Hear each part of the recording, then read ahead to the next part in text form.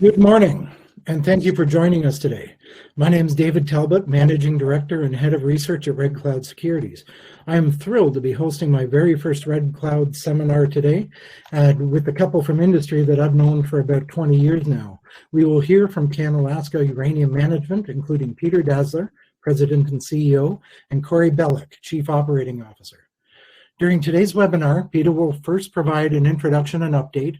Corey will then dive a little bit deeper into its exploration targets. We'll then take questions on this webinar, so please send us your questions via the chat line, and we'll get through as many as we can. You can type your chat questions into the chat box at any time. But before we kick things off, we need to first discuss the fine print here.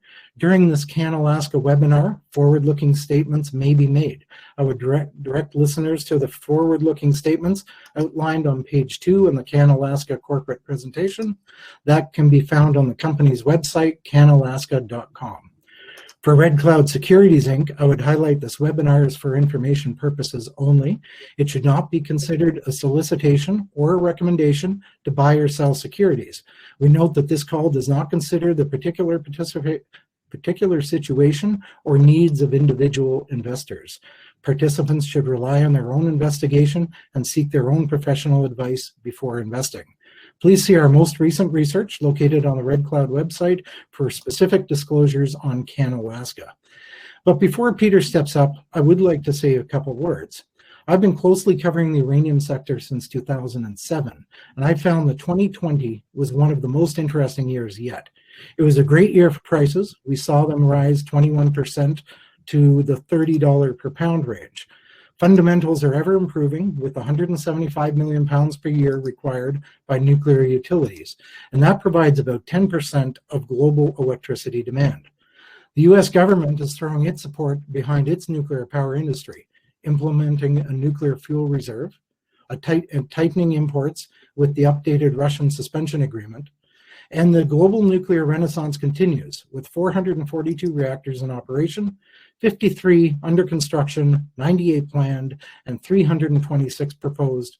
And as everybody expects, China, Russia, and India are all leading the way. Meanwhile, mine supply is tightening. Mines are closing due to end of life or being disrupted by COVID-19.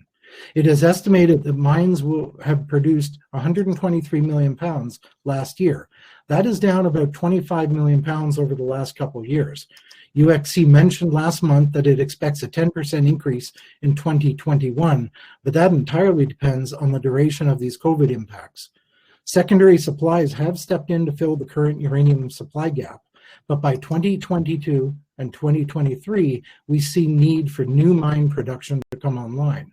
Unfortunately, prices don't incentivize the exploration or development that we need. We are seeing tightness in the spot market, likely the main reason for higher prices. Producers such as Cameco, Kazatomprom, Peninsula, and UR Energy are buying rather than producing. Furthermore, Ranger is closed. That mine used to supply 8 million pounds. Cominak in Niger also shut. Uranium equities have distinctly marched higher over the past couple of months, even as the commodity takes a breather. But as history demonstrated that uranium prices often follow these uranium price rallies.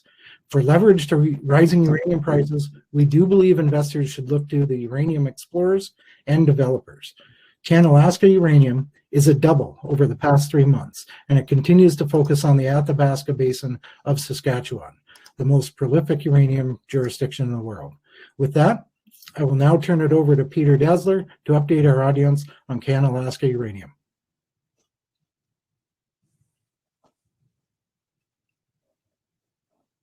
Peter, cannot hear you. Sorry about that. Yes, there's definitely a change in sentiment, David, in the uranium market. Sentiment is certainly also present in the nickel and copper market, because we're looking at how to store electricity, how to have a cleaner environment for us and our future generations. So with that, I welcome everybody to this webinar. I'll give the first few slides here, giving something about CanAlaska, and then I'll lead on with Corey giving more technical information. And Corey is our Chief Operating Officer. He spent 24 years with Cameco, running operations in Australia for Cameco and Mongolia, but also having a long history in the Athabasca Basin. So as David mentioned, we have forward-looking statements. It's not easy to predict the future, but I think with a lot of experience, we can see where things may go. And we certainly see that there's a lot of attention to clean energy, and we need those metals that will allow us to generate and store that clean energy. Now, CanAlaska is a hybrid explorer.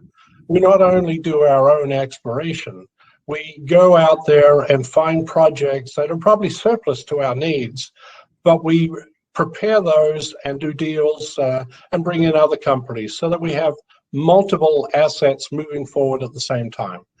It's not possible to generate the funds to spend money on all of the projects that you have, but if you can bring in partnerships, then there are multiple opportunities in a particular time.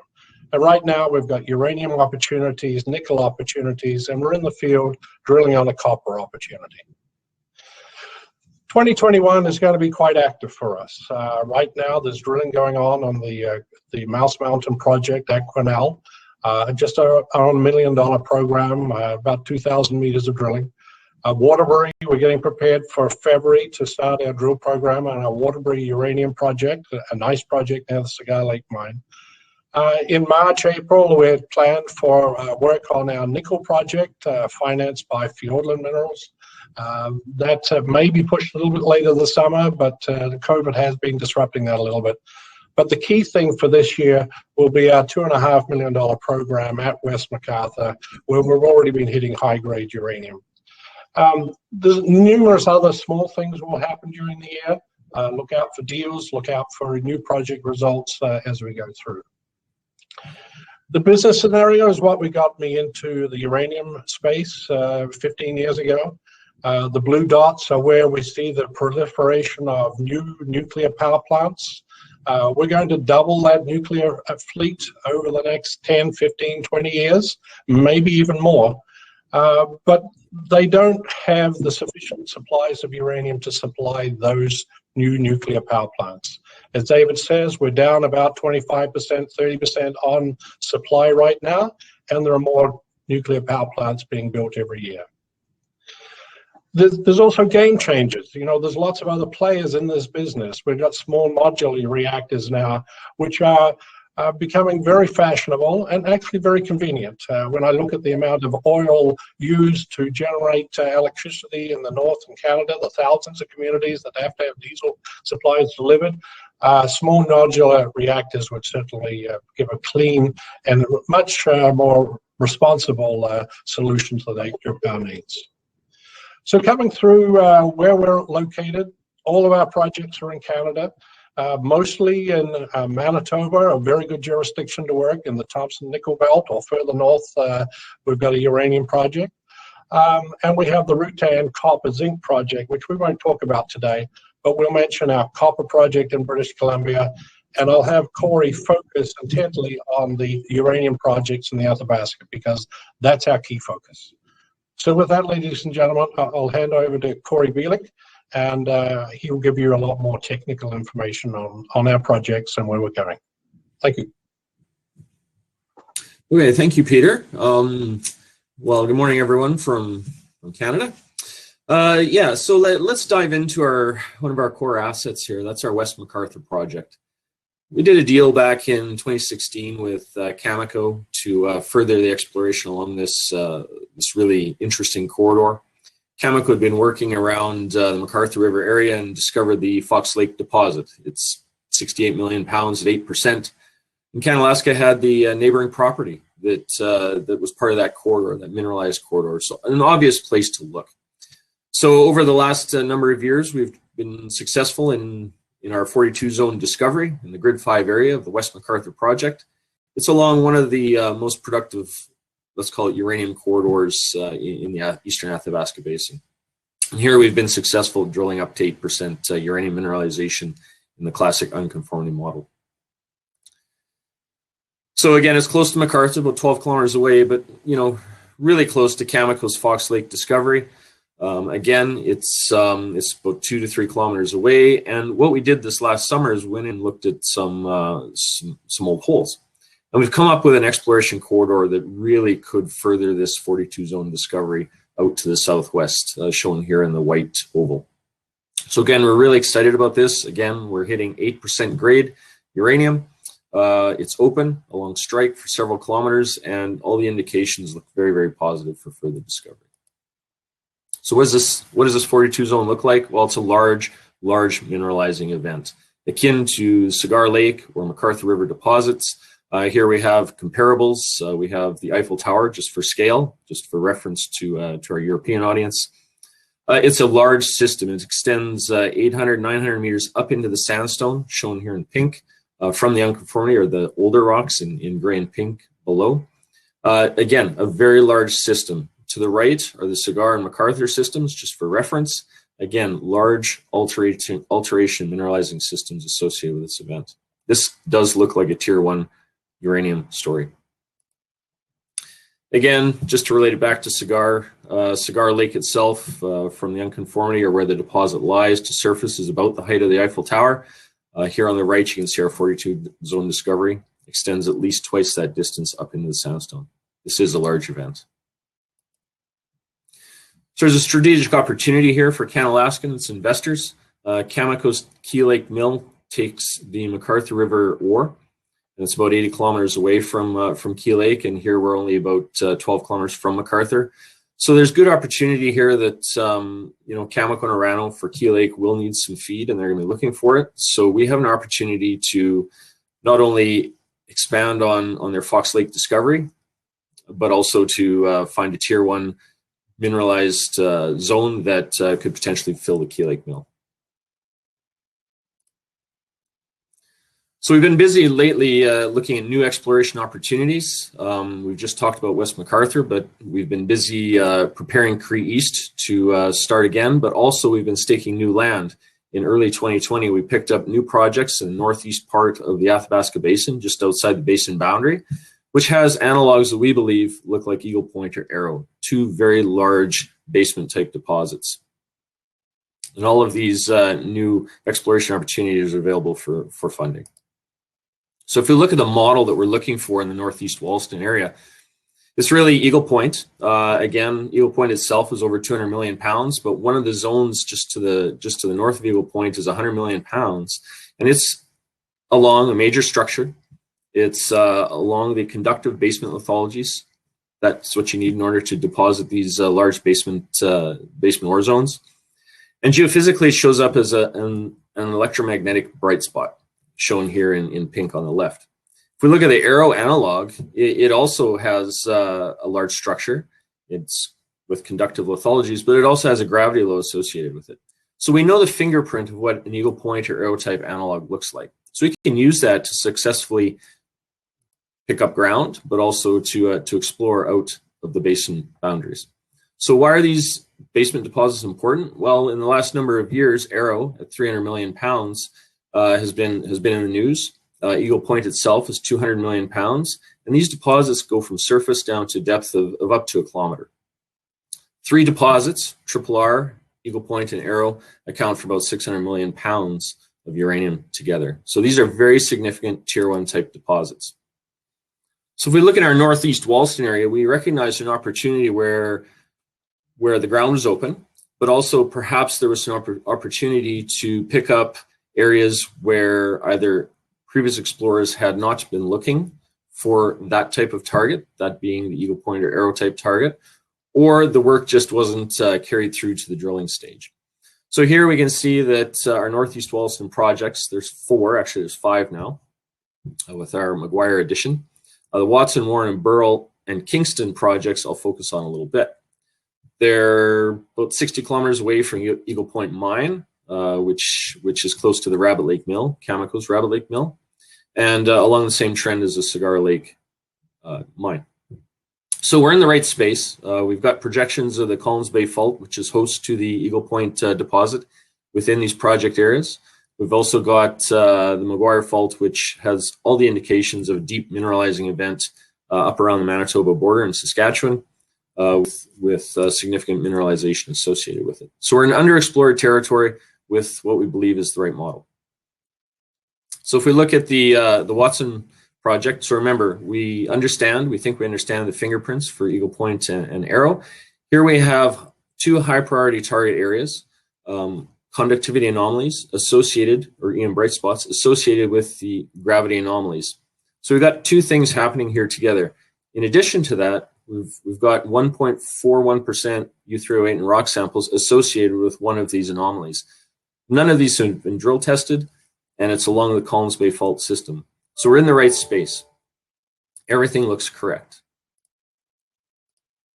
If we look at Warren, well, this is a structural play that has not been previously recognized. It's along the Collins Bay Fault, and it has cross structures noted in the magnetics that would increase the prospectivity along the Collins Bay Fault in this general area. This has not been previously recognized by other explorers, so we're pretty excited to get on here and see what we can see.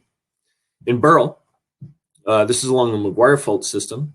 We've got an area of high priority target area along the Mcguire Fault, which has lake sediment anomalies associated with it, and we've got conductors also. That's the graphitic lithologies that you need in order to produce these large basement deposits.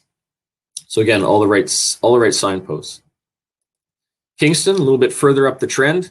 Here again, we've got bright spots along the Mcguire Fault. In this case, the Collins Bay Fault comes through just to the right side of the image here, and associated with it are gravity anomalies. Again, arrow type analogs. So the structural complexity in all four of these areas is correct. It has EM anomalies or bright spots. It has coincident gravity anomalies. All the signposts are there. A little bit later in the year, we picked up the Mcguire South property, which is just a long trend from the four prior that I just talked about. And here we have the Mcguire Fault and the Collins Bay Fault in relatively close proximity. On our property, we have up to 0.629% uranium in rock along the Mcguire Fault system. We've also got uranium anomalies associated with the Collins Bay Fault, close to the Eagle Point deposit. Just off property, along the Mcguire system, just to the top right in this image, there's anomalies up to 2.32% uranium. So all the indications are correct here that there's uranium, there's major structures, and really we need to get in here and do a little bit more work. So if we move down to the southeast part of the Athabasca Basin, we have our Cree East Uranium Project. It's a very large property. It's about 30 kilometers by 30 kilometers, and it's only 40 kilometers away from the Key Lake Mill. Again, Key Lake is the mill that takes the McArthur River feed, and that mill will need feed in about 10 to 15 years' time. The Cree East project itself has two well-developed zones, zones A and B. These are large targets with tier 1 type discovery potential and fingerprints or signposts. Very similar to what we see at West McArthur in terms of intensity and range. So what are we really looking for? Well, right now we're looking for the McArthur and Cigar Lake analogs, perhaps Phoenix as well, at around 200 to 400 meters depth. These are big deposit potential. McArthur River itself is 600 plus million pounds. Cigar Lake, 200 plus million pounds, very high grade deposits. And we believe we have very similar analogs here, which to test in zones A and B. Looking at zone A, there's a very strong indication of several uranium targets here. Over several hundred meters, we've got very, very strong enrichment up in the sandstone. 200-300 meters up into the sandstone, we're getting uranium, arsenic, nickel, cobalt, moly, all the fingerprints that you want to see, clay alteration, and we have large structures in the basement. One of the holes intersected deep alteration, 250 meters down into the basement rocks. So we believe we're close to target for either McArthur, Cigar, but also keeping our mind open to basement type mineralization. That's zone A. Zone B. This one is really interesting. It's got all, again, the same signposts, uranium enrichment several hundred meters up into the sandstone with trace metals, very similar to zone A. What we see in the geophysics here at zone B is that the resistivity data is telling us that we have what we call a sandstone breach from the unconformity. So here we have alteration well up into the sandstone. We see it in drill holes and then completed to date. And the very last hole that we completed here, just before Fukushima happened, never got down to the target, the conductor target at depth. So again, we need to come in here. We need to follow this up. This is drill ready. Both these zones are drill ready. And we're really excited about this one because it has, again, all of the classic signposts for tier 1 mineralizing events in the Athabasca Basin. just needs to be followed up. So in summary for Cree East, extensive uranium multi-element halos, McArthur and Cigar Lake type analogs, clearly tier 1 type jurisdiction. We have identified 9 uranium bearing zones. A and B are drill ready and warrant immediate follow-up. Again, the strategic opportunity is proximity to Cameco's and Orano's Key Lake Mill. So what we're doing this winter is we're going to go in and drill our Waterbury project, which is located near the Cigar Lake mine. It's 2 main claims, east and south. The eastern one is along the Cigar Lake corridor. It has recent discoveries by Cameco at Brown Island and Thor.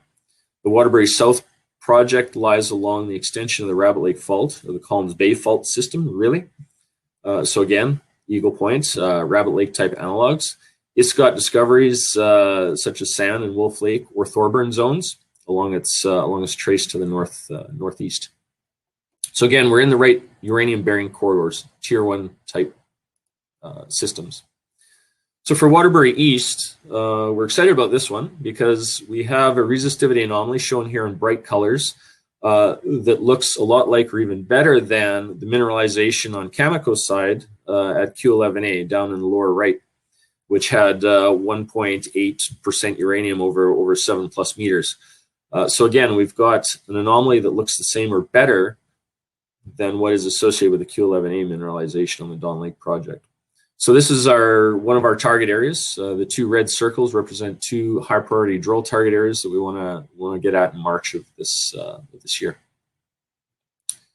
Further to the south, along the Rabbit Lake Fault system or Collins Bay Fault system, is our Waterbury South project. Again, there are a lot of indications of a hydrothermal system with uranium present. There's 3 main target areas.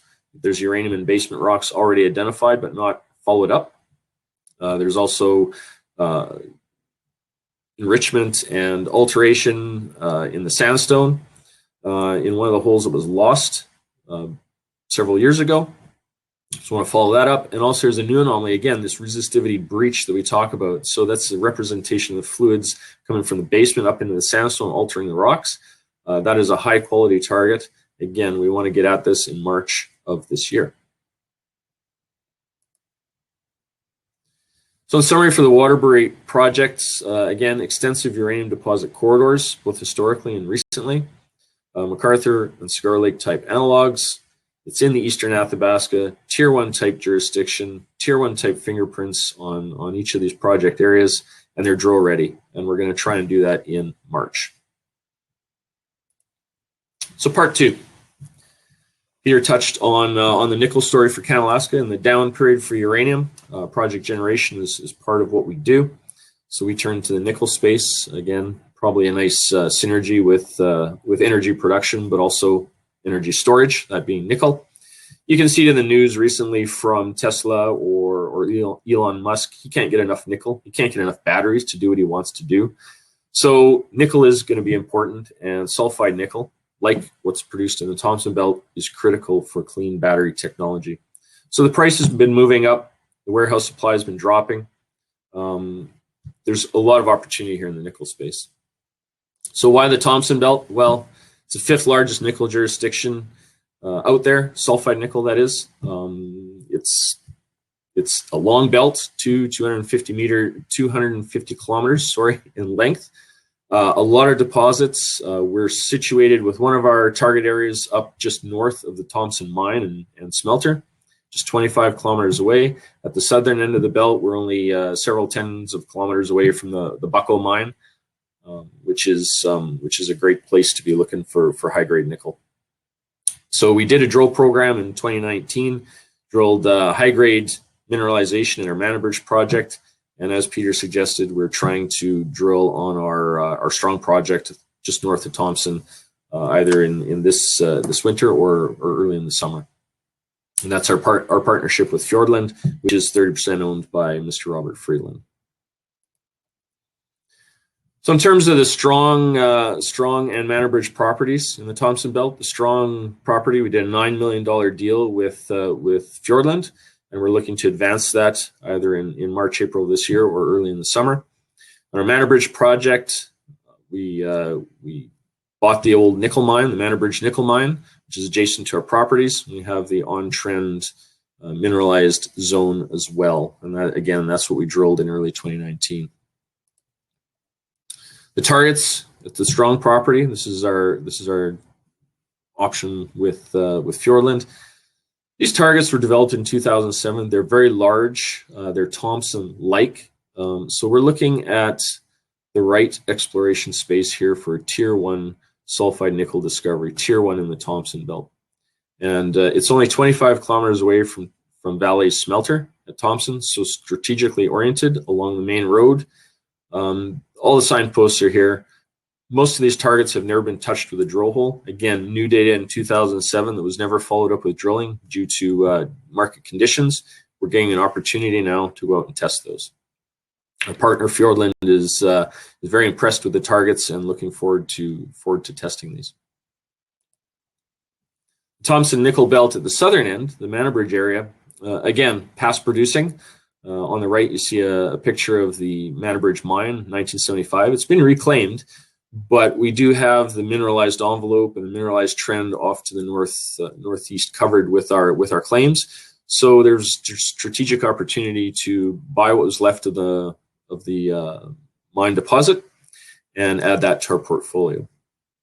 So we're looking forward to finding a partner to help move this forward. Again, we drilled up to 12% sulfide nickel here back in February of 2019. So really, really high-grade nickel targets left on this property and really untouched for a number of decades. Now the copper story. So we've got an ongoing drilling operation by our partner Amanika right now. It's in the Quesnel Trough. This project is called Mouse Mountain. And they're going to drill about 2,000 meters to test what is a high-quality geophysical target, which has copper porphyry or copper gold type mineralization potential. We should be seeing first results from that in a number of weeks. So we're in the right jurisdiction. Mount Poly, the QR deposit, among others. So this is the right space in the Quesnel Trough for copper, and we're excited to have that moving forward in the coming weeks. So we're here from a corporate perspective with technical and political strength. Ambassador Thomas Graham and Kathleen Kennedy are down in the U.S. They provide us with a lot of political strength down in that market. Dr. Carl Schiemann discovered Cigar Lake, or was part of the discovery team that discovered Cigar Lake, so he knows what we're looking for. Victor Fern provides us with connection to the north where operations are, and is a big, strong believer in the uranium space and what CanAlaska is trying to do. And then Jean-Luc Roy has a lot of operations backing. So there's a really strong technical and political strength to CanAlaska's board, and the firm believers in the uranium space and what we're trying to do in the Athabasca Basin region. Corporate structure, a well-structured company. As of last week, 40-cent stock. We have 71 million shares outstanding, 108 million when fully diluted. Cash, we got about 4.4 million in the bank. So we're a well-funded company. We're well-structured, very well-structured, and we're set to move in a good uranium market. So CanAlaska, we believe, ticks all the boxes. I won't go through them all, but what's critical is we're advancing new discoveries, and we've got the project portfolio that could provide even additional new discoveries. And we're very high on our portfolio, and very high on the direction we're taking the uranium space with our exploration effort. So we're looking forward to future discoveries. Back to you, Peter. Thank you. Thank you, Corey. And ladies and gentlemen, I think you can see the encouragement that Corey brings to this group. His long history of work in the uranium space in the Athabasca, his good business sense, running operations for Cameco in Australia and Mongolia, coupled with the team that we already have. And we're expanding that team right now. We're putting more people into our Saskatoon operations. We're getting ready for multiple drill programs. And we're having other drill programs funded by partnerships that we'll be able to bring into our peripheral properties. So with that, I'm very pleased to be able to answer any questions that you may have. And I thank you very much for signing in and listening to what we have to say. And I look forward to having a very successful 2021 with you all as investors with us. Thank you. Thank you very much, Peter and Corey, for a very informative presentation. We're now going to start the Q&A portion of this webinar. Remind everybody on the line that you can type your questions into the chat box at any time, and we'll try to get to them. We already have several questions in the queue. So first off, guys, the majority of uranium miners have a price-to-book ratio between 1 and 3 to 1, except NextGen and CanAlaska, which are currently closer to 10 to 1. Can the management of CanAlaska explain the high PB ratio? I think the whole thing, we've been sitting in a depressed market for a very long time. We haven't had the ability to ramp up and show the potential that we have sitting in the ground. Both West McArthur and Cree East had significant funding from sovereign funds from Korea and Japan. And we've had a very adverse market against CanAlaska and a number of juniors. I think we're just at the beginning of a significant change. Our share price before we went into Fukushima, literally 8 weeks before Fukushima, we had $1.65 share price. And we had just done a major financing out of Hong Kong. And so 8 weeks later, we saw Fukushima and our share price dropped from $1.65 down to 10 cents. We're seeing the start of a new climb. In 2016, we went to $1.65. And that's the fascination of a junior explorer. You can change your fortunes very quickly. And so the numbers that are attributed to CanAlaska right now, I don't believe are the correct numbers. Okay, thanks, Peter. And for NextGen, I guess I'll add a little bit. I do think it has something to do with the quality and newness of that asset. You know, I think it's only 6 or 7 years old, and pounds really add up very quickly with high-grade uranium. You've got portions of that asset that are 13 to 20% in grade, and economic studies have already shown that it has incredible economics and upside. So there's few assets as good as that. So I do believe that's one reason why NextGen tends to trade at a premium to the market as well. So on to the next question. How is CanAlaska intending to deal with operational tailings from West McArthur? And would you be interested in treating the generated high-grade tailings by radionuclide extraction to enable long-term safe storage? We're purely explorers. We don't expect that we will get through to the development stage of these projects. We'll create the most wealth for our shareholders through exploration. So really, that we don't get into that event. But good question. Thank you. The next one, I sort of put several questions together since they're all about really the same thing. What's your current exploration budget for 2021? What's your current burn rate? How does this compare to previous years? When's the next raise required to cover that? Or can you cover that now? And then as well, Fiordland's cash position. Do they have enough money to drill the nickel project? Well, let me start with the last one first. Fiordland has just announced the financing. They're a very secure group of people, and I believe they'll get their financing, and so their cash position will change for them to be able to do that drilling. Our cash position is $4.4 million. Without doing any work, that would be more than sufficient to keep us running for about 4 years, about $750,000 a year to run all operations if we're not active. We will spend $2.4 million on our West McArthur project. That will definitely eat into those funds, and about $400,000 on our project at Waterbury. Now, that leaves us with about $1.5 million cash without any other fundraise. I do expect the uranium market, and sentiment will change significantly. And our purpose will be to raise at progressively higher prices, but to preserve shareholder value. So those existing shareholders have an opportunity to make some significant return on their investment. So I'm a major shareholder, and I want to keep this company moving forward. And so we won't unnecessarily dilute any financings. Okay, thank you, Peter. Please discuss your ownership profile. You've got management at 8%. We see that, and your trading activity. What percentage of the shares are in float, and what's its composition? Is it mostly retail? And are there any non-trading cornerstone investors in the company? The company has over 4,000 investors. We do keep contact with those, that number when we're doing our September financials. So principally retail investors.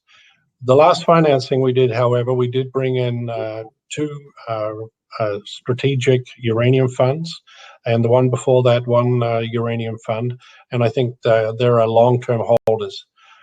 The investors that we've had have supported us for the last 15 years. An original number of them were brokers and traders out of the US, out of Europe, and then we joined them with a whole lot of small investors. So what is our float?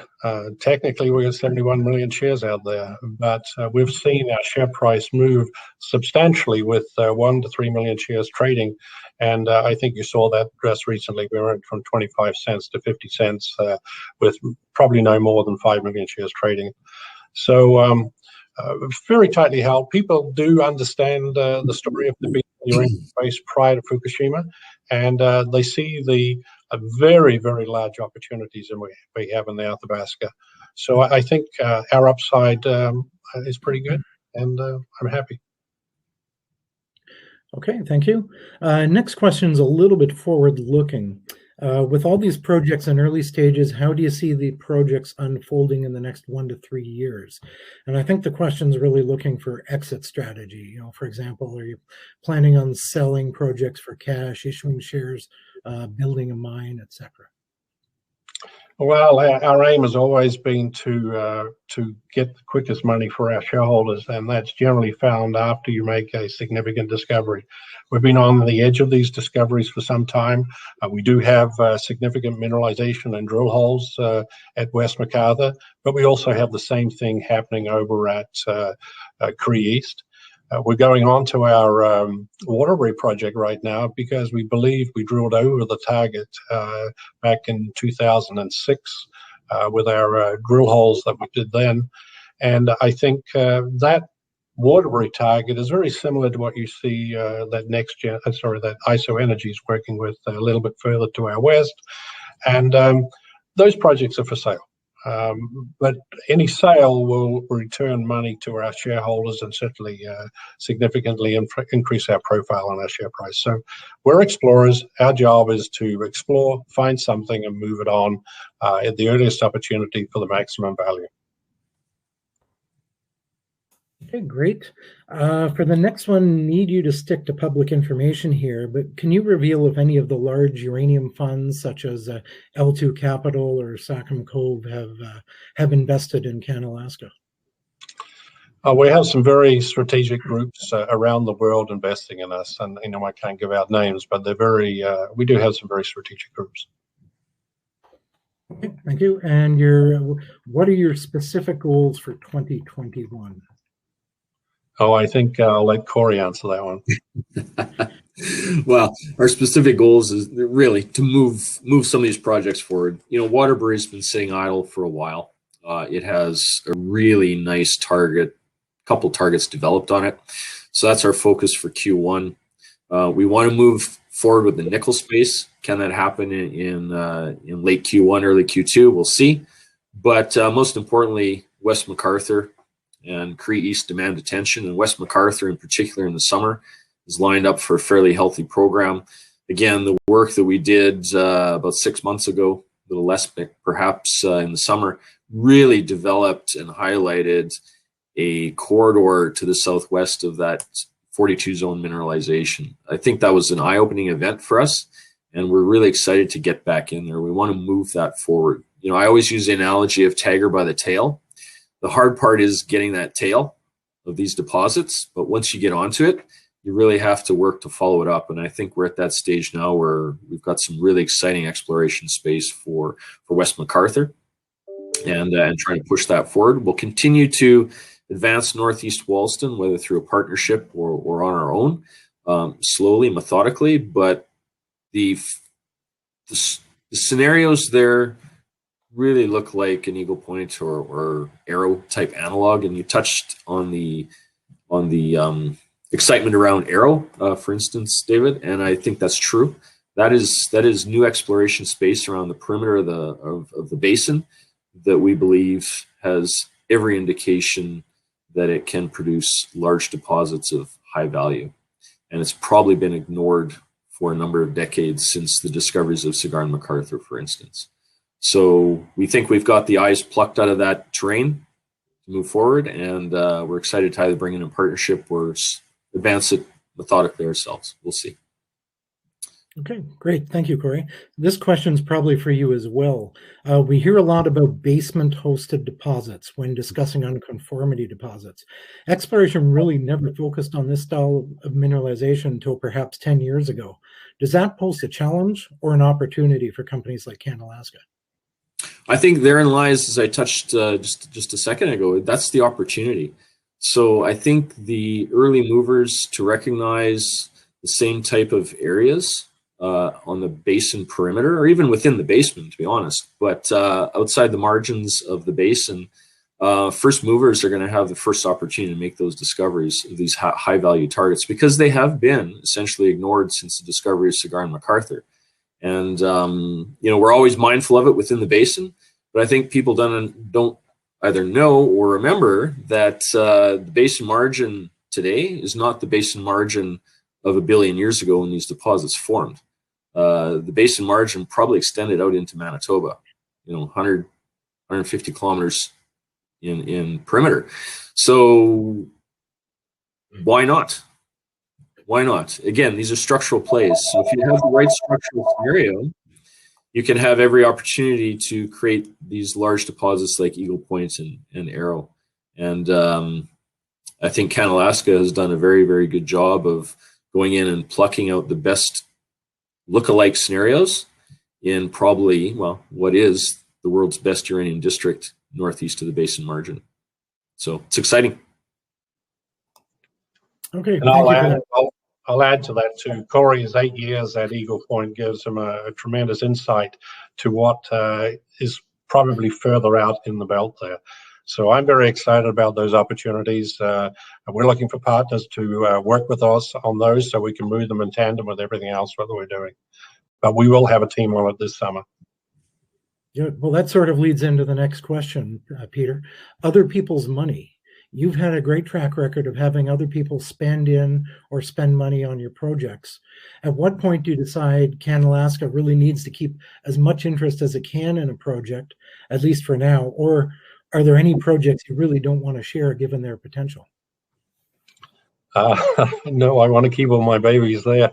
No, I think the excitement for us as geologists, Corey's a geologist, I'm a geologist, is that the opportunity for discovery. We see the opportunity for a major discovery at West McArthur and at Cigar Lake. But we also realize that most investors, most groups don't look at what's beyond 5 years of developed resources. And so if you own 20% of a project, you're going to get the same value as owning 100% of that project. On all of our projects we've had so far, we've been able to maintain royalties. And so if we can move these projects through the discovery phase, the next step of showing the potential, and then bring a much larger partner in. And don't forget, we bought MC Resources, the subsidiary of Mitsubishi Corporation. We bought Korean Resources Corporation, Korean Electric Power, and they have different purposes. They want to see resources that they can use to put together for sale for nuclear power plants 30, 40 years out. We will get valuation very quickly for what we discover. For me, it's the excitement of discovery, move from one to the next, have multiple things happening so our shareholders benefit. But if we can, at any particular stage, spin those out to new vehicles that finance themselves and run themselves separately. Okay, and then I guess the last question we'll have here today is what's happening with the diamond prospects, and can you add more color on the copper project? We'll be out with the team on the diamond prospect this year. We have a budget for it, and I think we've got the team for it. July, August is a good time for us to go back and get samples down ice of those 700 targets there on the west. I firmly believe we got kimberlite targets out there, and it was just left too early. They never got the opportunity to drill during the winter. Sorry, I missed the second part. I got quite excited about the diamond stuff. Yeah, the copper project as well. Well, we're drilling right now at Grinnell, a project that I first stumbled across in 1975. We had a snaking rush against it about 6 years ago. We got the project, found some very high-grade copper on surface, and Almanica are there right now with a drill, drilling into sulfide mineralization and having fun. So let's hope things come together for that one. One other one, though, is our Rutan project. You know, Rutan was the third largest underground VMS deposit in Canada, and we have a target just north of that in Manitoba. So we're trying to get other parties to come now. I think the investing world is turning around back into resources, and these things are becoming valuable as every day goes by. Okay, well, that's it, guys. I think we covered quite a bit in the last 45 minutes. So I'd like to thank Peter Dazzler and Corey Bellick from CanAlaska for taking time to host this webinar today with Red Cloud Securities. I thank everybody on the line for tuning in with us. Reminder that I will be back tomorrow afternoon when we sit down with Silver Tiger Metals, February